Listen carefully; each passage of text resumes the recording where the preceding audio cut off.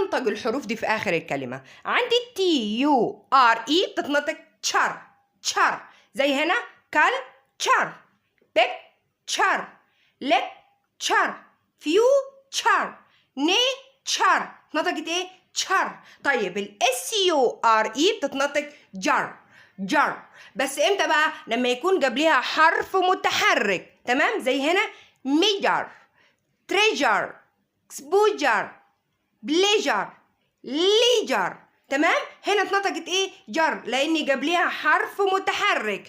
اما لو كان قبلها حرف ساكن فتتنطق تشر، زي TURE تشر.